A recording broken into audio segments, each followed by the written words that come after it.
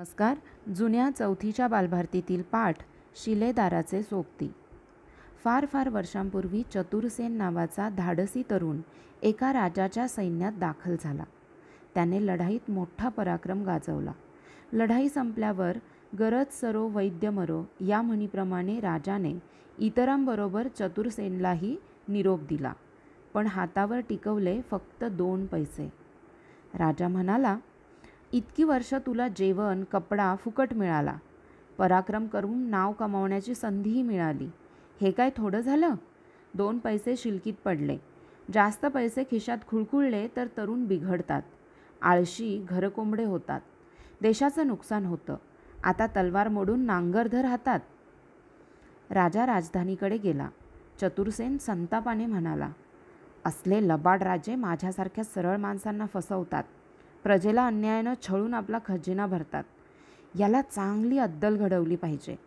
घातपात न करता डोकं वापरून चतुराईनं हा मी चतुरसेन आपलं हक्काचं ते मिळवीन, हीच माझी प्रतिज्ञा. दणकट मनगटात जोर आहे, मूठ वळवायचाच अवकाश आहे, पण मूठ वळते 5 बोटांची. एकजुटीनं 5 जणांचं पथक झालं तर चुटकी सरशी काम फत्ते होईल. शिलेदार चतुरसेन राजधानीकडे निघाला. मनात एकच विचार, धाडसी अद्भुत शक्ती असलेले साथीदार मिळाले पाहिजेत. कसे मिळणार? केव्हा मिळणार? शिलेदार जंगल तुडवत चालले. एका ठिकाणी एक धिप्पाड माणूस गवत उपटावे तशी मोठमोठी सरळसोट उंच झाडे मुळापासून उपटून आजूबाजूला फेकत होता. शिलेदार म्हणाले, राम राम, रिकामपणाचा खेळ चाललाय वाटतं. दुसरा उद्योग नसेल तर येतोस माझ्याबरोबर मुसाफिरीला? मी चतुरसेन शिलेदार. तुझं नाव काय? तो अवाढव्य पुरुष म्हणाला, मी भीमाप्पा. येतो ना मालक, मी मोकळाच आहे, पण म्हातारीला महिनाभराचं जळण हवं. 4 काटक्या झोपडीत टाकून येतो झटपट, इथंच थांबा. भीमाप्पाने 5 सोटांची रास करून 6वे झाड दोरीप्रमाणे वाकवून मोळी बांधून खांद्यावर टाकली. दान दान पावले टाकत भीमाप्पा गेला आणि 5 मिनिटात परत सुद्धा आला. शिलेदार म्हणाले, पहिला सोबती पहिला शिपाई गडी मिळाला. भीमाप्पा, 1 2 चलो राजधानी. पुढे जाता जाता त्यांना एक ओसाड प्रदेश लागला. ऊन रणरणत होते. आभाळात कापसाच्या बोंडा एवढाही ढग नव्हता. मेलाच्या टापूत एक झुडूप की चिटपाखरूही दिसत नव्हते. तरी पण एका खडकावर एक फाफडे निशाण बहादूर बंदूकवाले डावा डोळा मिटून बंदुकीचा नेम धरून बसले होते. चतुरसेनाने विचारले, काय राव, शिकार येणार की निसटली? हा भीमाप्पा, मी चतुरसेन. कोणतं सावज टिपता आपण? मला तर कुठं काहीच दिसत नाही. तोंड न फिरवता बंदूकवाले म्हणाले, नावाचे चतुर खरे, पण दूरदृष्टी नाही आपल्याला. मी टिप्पोजी, गंमत म्हणून हत्यार चालवतो. थांबा, तुम्हाला नाही दिसायचं. 3 मैलावरच्या माडाच्या शेंड्यावर एक उपद्रवी विषारी माशी बसलीये. तिचा डावा डोळा फोडून तिला एका डोळ्यानं आंधळी करायची आहे. ठो, आता ही गरगर फिरत दमून आपोआप मरेल. आम्ही विनाकारण माणसं मारत नाही, दुष्टांना जरब बसवतो. चतुरसेन म्हणाला, बस, आता जबरदस्त गडी हवा पथकात. टिप्पोजी, होता या शिलेदाराचे सोबती? लुच्च्या राजाची खोड मोडूया. येता का? खांद्यावर बंदूक ठेवीत टिप्पोजी उभे राहून पुढे चालायलाच लागले. डोळा उघडून ते म्हणाले, नेम बरोबर मारायचा एवढाच माझा नेम. चला, 1 2 3. निघाले त्रिकूट. थोडे दूर गेल्यावर जे दिसले ते विलक्षणच. रस्त्याच्या कडेला एक माणूस एका पायावर उभा होता. दुसरा पाय सांध्यातून उखडून त्याने बाजूला ठेवला होता. गडगडल्यासारखे खो खो हसत भीमाप्पा म्हणाले, शर्यत मारल्यावर पाय दुखले म्हणून एक पाय काढून आराम करताय वाटतं. का तुमचं नावच तैमूरलंग? जरा किरकोळ काडी पैलवान दिसता. पाय उचलून हातात घेत तैमूर म्हणाला, तुमचं डोकं चाललं खरं. माझं नाव तैमूर. पळण्याच्या शर्यतीत कोणी भागच घेऊ देत नाही मला. दोन्ही पायांनी धावलो तर विलक्षण गती येते, म्हणून मी नेहमी एक पाय काढूनच ठेवतो. चतुरसेन म्हणाला, मी शिलेदार चतुरसेन. तैमूर, होतोस माझा सोबती? शर्यतीत दोन्ही पायांनी धावण्याची संधी देईन तुला. येतोस माझ्या पथकात मुसाफिरीवर? सुटा पाय बंदुकीप्रमाणे खांद्यावर धरून तैमूर टिप्पोजीजवळ उभा राहिला. फेरफटका करायला मी एका पायावर तयार आहे. पृथ्वीला फेऱ्या मारू चला. चौकडी राजधानीच्या मार्गाला लागली. आता चौथा सोबती हवा असे शिलेदाराच्या मनात येते तोच समोरून एक उंच लांबटांग्या माणूस येताना दिसला. डोक्यावर तिरकस वाकडी टोपी बसवून तो तिरळे पाहत चालला होता. तो आपल्याच नादात गात गात आला तर अंगावर आदळेल असे वाटून चतुरसेन चिडून म्हणाला, अहो गवई, समोर पाहून चला. तिरकी टोपी शोभते तुम्हाला, विचित्रच दिसता. तो उंच माणूस म्हणाला, विचित्रच आहे मी. नाव तिरकी टोपीवाले. नाकासमोर पाहून चालतो सरळ, पण टोपी सरळ केली तर काय होईल माहीत आहे? हवा एकदम थंड होईल.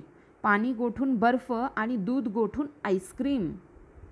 टिप्पोजी म्हणाले, मजेदार माणूस दिसतोस. गाणं ऐकूनच शत्रू घाबरेल. येतोस आमच्याबरोबर राजाचा समाचार घ्यायला? आपण या शिलेदाराचे 4 सोबती. टोपीवाले म्हणाले, हो जी शिलेदार, तुम्ही नुसता हुकूम करा की टोपी सरळ केलीच समजा. मजल दरमजल लक्ष्मीचे स्वयंवर होते. राजाने जाहीर केलेला पण विचित्र होता. मजल दरमजल करीत पथक राजधानीत पोहोचले. राजकन्या लक्ष्मीचे स्वयंवर होते. राजाने जाहीर केलेला पण विचित्रच होता. राजकन्या पळण्यात पटाईत होती. तिला शर्यतीत जिंकले तर राजकन्येची माळ गळ्यात पडेल, पण हरेल तर एकदम फाशी. देशोदेशींचे राजपुत्र आले, पण कुणाची हिंमत झाली नाही. विषाची परीक्षा कोण घेतो? सोबत्यांना घेऊन शिलेदार राजासमोर जाऊन म्हणाले, राजा, असल्या फुसक्या अटीसाठी मी कशाला धावू? माझ्या वतीनं माझा शिपाई धावला तर चालेल तुला? खुनशी राजा म्हणाला, फार चांगलं. जिंकलं तर राजकन्या तुझी, पण शिपाई हरला तर तुमची सगळ्यांची मुंडकी छाटीन. येथून 10 मैलांवर असलेल्या झऱ्याचं पाणी घागरीत भरून जो कोणी प्रथम येईल त्यानं जिंकली शर्यत. समजला पण? चतुरसेन म्हणाला, शुभस्य शीघ्रम. होऊन जाऊ दे आत्ताच. तैमूर, दोन्ही पाय तय्यार. कमरेवर घागर घेऊन राजकन्या उभी राहिली. 1, 2, पळा असे म्हणताच खांद्यावर घागर घेतलेला तैमूर दिसेनासा झाला. झऱ्यावर पाणी भरून 5 मैल परत आल्यावर तैमूरला गुंगी आल्यासारखे वाटले. झोप लागू नये म्हणून काहीतरी खुपणारे डोक्याखाली असावे यासाठी एक दगड उशाखाली घेऊन तैमूर आडवा झाला. तो गाढ झोपी गेला. घागर भरून राजकन्या अर्ध्या वाटेवर परत आली तेव्हा निजलेला तैमूर तिला दिसला. आनंदाने हलकेच त्याची घागर ओतून राजकन्याने मोठ्या उमेदीने वेशीकडे धूम ठोकली. इकडे वेशीच्या बुरुजावर ठाण मांडून बंदूक डोळ्याला लावून टिप्पोजी बसलाच होता. पळत येणारी राजकन्या त्याला दिसली आणि 5 मैलांवरचा झोपी गेलेला तैमूरही त्याला दिसला. त्याला जागे केले नाही तर सगळ्यांची डोकी उडतील म्हणून टिप्पोजीने नेम धरून उशाखालच्या दगडावर अचूक गोळी मारल्याबरोबर तो खाडकन जागा झाला. शेजारी रिकामी घागर दिसताच त्याला सारे उमजले. पुन्हा झऱ्यावर पाणी भरून तैमूर वेशीत परत पोचला. त्यावेळी राजकन्या 2 मैल मागे होती. धापा टाकत पळत येत होती. पाय सोडवून खांद्यावर टाकत तैमूर म्हणाला, छान मालक, पाय मोकळे करून आलो. चतुरसेनाला राजाने ओळखले होते.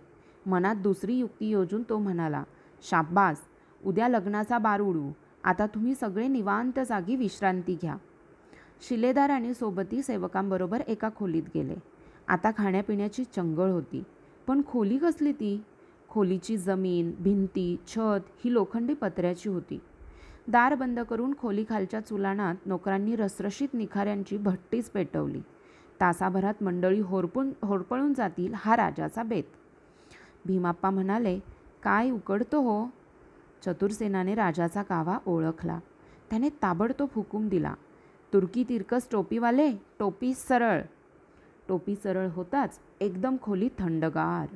टोपीवाले गाऊ लागताच घाबरून राजाने दार उघडले. सारे सुरक्षित पाहून तोच गार झाला. पण लब्बाडतो. शेवटची युक्ती म्हणून तो म्हणाला, चतुरसेना, आता ओळखलं मी. चुकल्याची भरपाई करतो. हवं तितकं सोनं देतो, पण राजकन्येवरचा हक्क सोड. शिलेदार म्हणाले, कबूल. राजकन्येच्या मर्जीबाहेर नाही मी. माझा शिपाई खांद्यावर वाहून नेईल तेवढं पोतभर सोनं मला पुरे.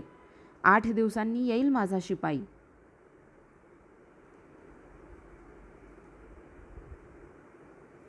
खांद्यावर एक भले मोठे पोते टाकून आलेला भीमाप्पा पाहताच राजा मनात चरकला. 16 माणसे उचलून आणीत ते सारे सोने भीमाप्पा एका हाताने पोत्यात टाके. खजिना रिता झाला तरी पोते अर्धेच भरले. सक्तीने लोकांचे सोने जमा करून 1000 गाडे आणले. लोक संतापून गोळा झाले. नको असा जुलमी राजा, आम्हीच राज्य चालवतो. एकच गोंधळ झाला. भीमाप्पा म्हणाला, कंटाळलो, उशीर झाला परतायला. आता एक गाडी बैलांसकट पोत्यात कोंबतो आणि गाठ मारतो. पोते पाठीवर टाकून भीमाप्पा निघाला. इतर सोबतीही निघाले. चतुरसेन मागे वळून म्हणाला, लोक हो, राजाला अद्दल घडली. त्याला सांभाळून घेऊन तुम्हीच कारभार चालवा. तुमचं सोनं तुम्हाला परत करतो. आम्ही चाललो नांगर धरायला. नसेल राजकन्येची बरोबर येण्याची इच्छा तर. पण राजकन्या कमरेवर घागर घेऊन हळूहळू पावले टाकत केव्हाच निमूटपणे चतुरसेनाजवळ येऊन उभी राहिली होती. लेखक श्री बा रानडे. धन्यवाद.